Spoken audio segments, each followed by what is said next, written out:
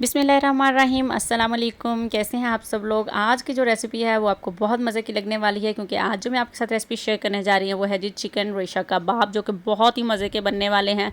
अगर आपने मेरे चैनल को अभी तक लाइक और सब्सक्राइब नहीं किया है तो प्लीज़ जल्दी से कीजिए। तो चलिए आइए अब फटाफट से हम इसको बनाना शुरू करते हैं। जी, तो यहाँ मैंने अब ले लिया है जी एक पैन। इसके अंदर मैं डालूँगी 3 टेबल स्पून के करीब ऑयल डालूँगी मैं। ऑलिव ऑयल डाला है मैंने, और 1 टेबल स्पून मैंने इसमें चॉप किया हुआ लहसुन डाला है। इसको हम कर लेंगे जी 1 मिनट के लिए अच्छी तरह फ्राई, जब तक इसकी खुशबू अच्छी सी ना आने लग। जब बहुत मज़े की खुशबू आना शुरू हो चुकी है मुझे, तो अब मैं इसके अंदर डाल दूँगी जी चिकन। हाफ़ के जी चिकन है, मैंने इसको बॉयल करके शर्ट करके अच्छी तरह से रखा हुआ है।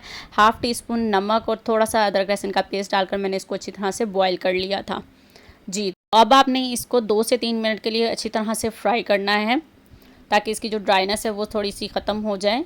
ये देखें जी, अब ये अच्छी तरह से सॉफ्ट होना शुरू हो चुका है। अब मैं इसके अंदर डाल दूँगी जी पाउडर मसाले, जिसमें 1 टीस्पून जा रहा है जी नमक। नमक आपने ध्यान से डालना है, क्योंकि इसमें पोटैटो भी ऐड होंगे। उसके अंदर भी मैंने नमक डाला था और चिकन को बॉयल करते हुए भी डाला था। अब मैंने इसके अंदर शामिल कर दी है जी पेपरिका पाउडर, कुटी लाल मिर्च, पीसी लाल मिर्च, हल्दी।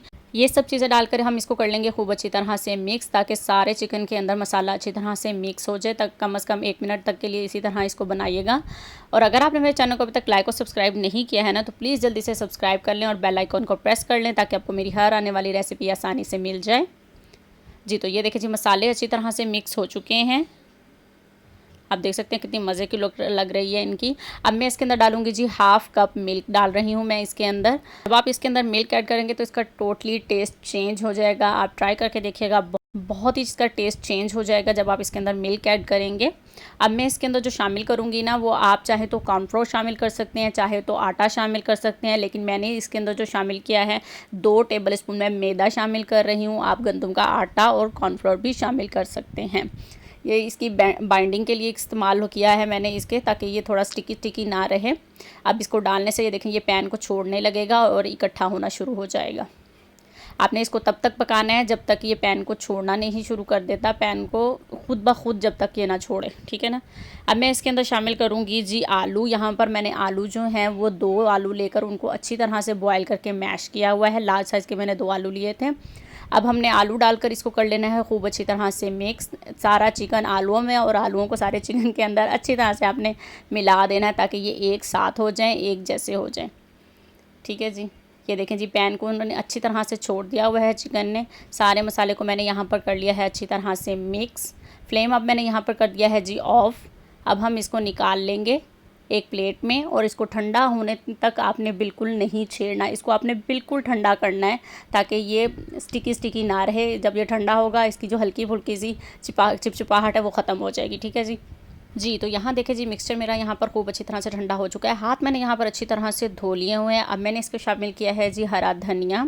इसे की लुक को थोड़ा सा ग्रीनी ग्रीनी करने के लिए हाथ को हल्का सा कर लूँगी मैं ग्रीस, और इसको कर लूँगी अच्छी तरह से मिक्स, ताकि धनिया अच्छी तरह पूरे मिक्सचर में मिक्स हो जाए। ये देखिए जी, मैंने कर लिया है। अब हम हाथों का अगेन कर लेंगे जी हल्का सा ऑयल लगा के ग्रीस, और बनाना शुरू करेंगे अपने कबाब। आप चाहें तो इसको राउंड शेप में बना लीजिए, चाहे तो आप ओवल शेप में बनाइए, जैसी आपको पसंद हो उस शेप में आप इस कबाब को तैयार कर लीजिए। ये देखिए जी, मैंने राउंड शेप में बनाए हैं। छोटे छोटे कबाब बनाएंगे हम इसके। इसी तरह हम सारे कबाब बनाएंगे। एक यहाँ मैं आपको और दिखा देती हूँ। आप ज़रूर इस रेसिपी को ट्राई कीजिएगा, इंशाल्लाह बाकी कबाब से डिफरेंट टेस्ट होगा और बहुत ज़्यादा मज़े का बनेगा ये। जी, तो जैसे कि मैं आपको अपनी हर वीडियो में बताती रहती हूँ कि मेरी घर से रिलेटेड ही वीडियो होती हैं, ताकि जो चीज़ हम घर में मौजूद हो उसको आसानी से बना सकें। और घर वाली बात होती है हमारी मेरी वीडियोज़ में, जो हमें खाना होता है, जो बनाना होता है, वो मैं आपके साथ ज़रूर शेयर करती रहती हूँ डेली बेस पे। इसी तरह मैंने अंडे के अंदर डिप करके अब मैं ब्रेड क्रम्स में रखती जा रही हूँ। इसी तरह मैं सारे कबाब एक दफ़ा तैयार कर लूँगी। ठीक है जी, अंडा लगा के मैं इसको ब्रेड क्रम्स में रखती रही थी, ताकि ब्रेड क्रम्स भी हमारा ख़राब ना हो। और इस तरह हम पहले अंडे में डिप करके ब्रेड क्रम्स में रखते जाएंगे कुछ, और साथ साथ फिर इसी तरह सारे बनाते जाएंगे कबाब। इस तरह आसानी रहती है, वरना बार बार हाथ जो है वो ख़राब होता है, और ब्रेड क्रम्स भी हमारा ख़राब हो जाता है अंडा लगने की वजह से, जो बाद में हमारे काम नहीं आता। जी, तो यहाँ पर मैंने कर लिए हैं जी सारे तैयार। अब मैं इसको रख दूँगी जी फ्रिज में। 15 से 20 मिनट के लिए आपने रखना है, ताकि ब्रेड क्रम्ब और अंडा इनके ऊपर अच्छी तरह से सेट हो जाए, जब हम फ्राई करें तो ये ऑयल में ख़राब ना हो। जी, तो अब मैंने यहाँ पर ले लिया है जी एक पैन। 15 मिनट हो चुके हैं कबाब को फ्रिज में रखे हुए। यहाँ पर हम इसको हल्का सा गर्म कर लेते हैं। जी। तो ऑयल हमारा गर्म हो गया, अब मैं इसके अंदर शामिल कर दूंगी जी कबाब। जितनी मुझे ज़रूरत होगी मैं उतने ही कबाब बनाऊंगी, आपको सबकी ज़रूरत हो आप सब बना लीजिएगा। बाकी मैं कर दूंगी जी फ्रीज़।